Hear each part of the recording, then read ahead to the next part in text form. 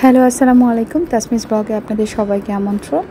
আশা করছি আল্লাহর অশেষ রহমতে যে যেখানে আছেন ভালো আছেন, সুস্থ আছেন। আমিও আলহামদুলিল্লাহ ভালো আছি। অনেক আপুদেরই প্রশ্ন থাকে, তো হয়তো সব প্রশ্নের অ্যান্সার সবসময় দেওয়া হয় না, কিন্তু আমি চেষ্টা করি প্রতিটি ভিডিওতেই আপনাদের প্রশ্নগুলোর অ্যান্সার দিয়ে দিতে। একটা আপু জানতে চেয়েছিল আমি আমার মেয়েকে কি ফর্মুলা মিল্ক খাওয়াই। আমি ন্যানটা খাওয়াই আমার মেয়েকে। তো আর পরিমাণটা আপনি জানতে চেয়েছিলেন আপু। পরিমাণটা তো ন্যানের গায়ে লেখা থাকে, তো তারপর আমি বলছি আমি যেটা জানি সেটা হচ্ছে 30 ml 1 চামচ। বাচ্চা যখন প্রথম আপনার ফর্মুলা মিল্কের সাথে পরিচিত হয় তখন কিন্তু বাচ্চাদেরকে একটু কম পরিমাণে ফর্মুলা মিল্কটা অ্যাড করতে হয়, যেমন 1 চামচ থেকে একটু কম, একটু পাতলা করে ওদেরকে খাওয়াতে হয়। এটা আমার যে ডাক্তার ছিল সেই জানিয়েছে। তো আশা করি আপনার প্রশ্নের উত্তর পেয়ে গিয়েছেন। তো আজকে রান্নাবান্নার ভিতরে পুঁইশাকটা রান্না করব। আমার হাতের পুঁইশাকটা সবাই খুব পছন্দ করে বাসার। আমি ডাঁটগুলোকে আলাদা কেটে নেই এবং একটু আলু দেই, চিংড়ি মাছ দিয়ে করার চেষ্টা করি। এটা আমার শাশুড়ির কাছে আমি শিখেছি। তেমন কোনো মশলা না, জাস্ট হচ্ছে আদা, রসুন, হলুদ, পেঁয়াজ আর মরিচ, আর কিছু না। মা সবসময় বলে যে চিংড়ি মাছ দিলে হলুদ মরিচ দিতে হয়, তো একটু হলুদ একটু মরিচ দিয়েছি। তো প্রথমে আমি এই জিনিসটাকে কষিয়ে নেব, বেশ অনেকক্ষণ কষাবো। কষানোর পরে হচ্ছে আমি শাকটা দিয়ে দিব। আর মায়ের হাতে রান্না অনেক বেশি সুস্বাদু হয়। সে সবসময় যেটা বলে যে রান্না যত কষাবা ততই মজা হবে, যত সময় দিবা ততই মজা হবে। আসলে বাচ্চা কাচ্চা নিয়ে অত সময় ধরে রান্না করাটা একটু কঠিন। তাদের সময় অনেক সময় ছিল, অনেক হেল্পিং হ্যান্ড ছিল, তারপরে হচ্ছে তারা জয়েন্ট ফ্যামিলিতে ছিল, তো তাদের একটু সুবিধা ছিল আমি বলবো। আবার অসুবিধাও হয়তো অনেক ছিল। সময়ের সাথে সাথে অনেক কিছুর পরিবর্তন হয়, আমাদের জীবনযাপনেরও পরিবর্তন হচ্ছে। তো যাই হোক, মেয়েকে গোসল করাতে যেয়ে দেখি সে বালতির মধ্যে লুকিয়ে আছে। আসলে যত বড় হচ্ছে তত দুষ্টামির পরিমাণগুলো মনে হয় বেড়ে যাচ্ছে। আজকে তোমাদের একটা গল্প করব। ছুটা বুয়াদের রাখলে যে ঝামেলাটা হয় সেটারই একটা গল্প। আমার প্রায় এটা ওটা থাকে না, বিশেষ করে সবচেয়ে যেটা বেশি চুরি হয় সেটা হচ্ছে 4 চামচ। তো আমি সেদিনও 12টা 4 চামচ কিনেছি। 12টা 4 চামচের ভিতর 10টা 4 চামচ গায়েব হয়ে গিয়েছে। তো আমার সাথে যে পিচ্চিটা থাকে, আমার খালামণির বাসার একটা পিচ্চি, ও কখনো এগুলো করবে না, আর নিয়ে খালামণির বাসায় হয়তো দিবে, সেটা খালামণি দেখতে পাবে। তো সেদিন কেন জানি আমার ছোটা বুয়ার উপর একটু সন্দেহ হয়েছে। আর আমি জিজ্ঞেসও করেছিলাম, সে বলল যে আমি ব্যাগটা এনে একদম গেটের সামনে রাখি, ব্যাগ তো নিয়ে ঘরে ঢুকি না। তো সে আমার সকালে নাস্তাটা বানাচ্ছিল, আমি ওই দিন তাকে এনেছিলাম, বলেছিলাম আজকে আর ঘর মুছতে হবে না, আপনি আমার একটু নাস্তাটা বানিয়ে দেন, আমি একটু আর্লি বাইরে যাব, এই কথা বলে ওকে এনেছিলাম। তো তখন দেখি যে সে নাস্তা যখন বানাচ্ছিল তখন হয়তো না বলে 2টো রুটি তার ব্যাগের ভিতরে ঢুকিয়েছে। তো আমি নিশ্চিত হয়ে গেলাম যে এই ব্যাগেই সে আমার সব চামচগুলো নিয়েছে, যেহেতু 4 চামচ হারিয়েছে। তো আপুরা যারা আসলে ছোটা বুয়ার উপর একটু নির্ভরশীল, তারা খুব সাবধানে থাকবা এই ছোট্ট ব্যাগটা থেকে।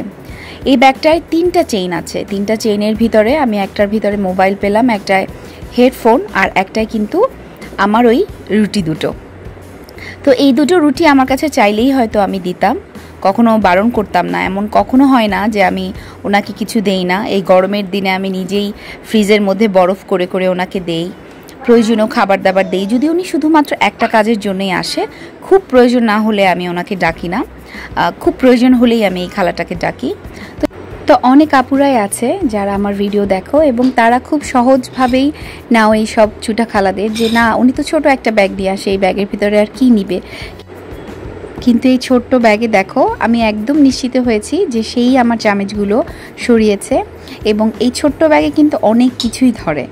তো সে একটু অন্য কাজে ব্যস্ত ছিল, যদিও আমার তাকে না বলে ব্যাগটা ধরা উচিত হয়নি, কিন্তু আমি ইচ্ছা করেই ধরলাম যে আমি একটু সতর্ক হই এবং আমি দেখি আসলে নিজের চোখে যে আসলে ওনার ব্যাগে কি আছে। তো দেখো আজকে না বলে কিন্তু উনি আমার 2টো রুটি চুরি করেছে। তো এটা না করে উনি আমাকে বললে পারতো, অথবা এটা তাদের স্বভাবগত একটা ব্যাপার যে না বলেই মানুষের কাছ থেকে কোনো জিনিস নিবে। এবং আমি কিন্তু যখন এক্সট্রা কিছু কাজ করাই খুব একটা চেষ্টা করি না করাতে, তো করালে আমি সবসময় সেটার থেকে অনেক বেশি তাকে কিছু দিয়ে দিই। তো যাই হোক, আমি তোমাদের সতর্ক করার জন্যই এই ভিডিওটা করেছি। তো এর মধ্যে আমাকে না বলে আমার 2 বান্ধবী বাসায় চলে এসেছে। তো ওদেরকেই গল্প করছিলাম, খালার ব্যাগের গল্প। তো ওরা বলল যে তুই কিছু বলিস নাই? আমি বললাম না, আমি খালাকে বলেছি যে খালা আমি আপনাকে বিশ্বাস করি, আমার বাসায় রেখেছি, আমি চাই আপনি আমার বিশ্বাসের অমর্যাদা কখনো করবেন না। তো জানি না কথাটা সে কতটুকু বুঝে। আমি তাকে বিদায় করে দেইনি, আমি তাকে রেখেছি, তাকে আরেকটা সুযোগ দিয়েছি। কারণ মানুষ অপরাধ করলে আমার মনে হয় ভুল করলে সুযোগ দিতে হয়, না সব ভুলের শাস্তি আমার কাছে মনে হয় না দেওয়াই ভালো। তাহলে সে নিজে যেভাবে অনুতপ্ত হবে যে আমি এত বড় ভুল করার পরেও আমার মহাজন বা আমার মালিক আমাকে সুযোগ দিয়েছে, এটার জন্যও কিন্তু সে ভালো হয়ে যেতে পারে। এবং এই ভালো হওয়াটাই চিরস্থায়ী ভালো হওয়া। কারণ আমি আমার জীবন থেকে দেখেছি যে এই ধরনের শাস্তিগুলো যখন কোনো মানুষ পায় তাহলে সে চিরতরেই ভালো হয়ে যায়। তো আমার ফ্রেন্ডরা কাপড় চোপড় এনেছিল, কিছু বাচ্চাদের জন্য কেনাকাটা করেছে, তো সেগুলো দেখাচ্ছিল, আমিও দেখালাম যে আমি আমার ভাইয়ের বউয়ের জন্য একটা শাড়ি কিনেছি, আমার কাজিনের বউ আর কি, ওর জন্য একটা শাড়ি কিনেছি।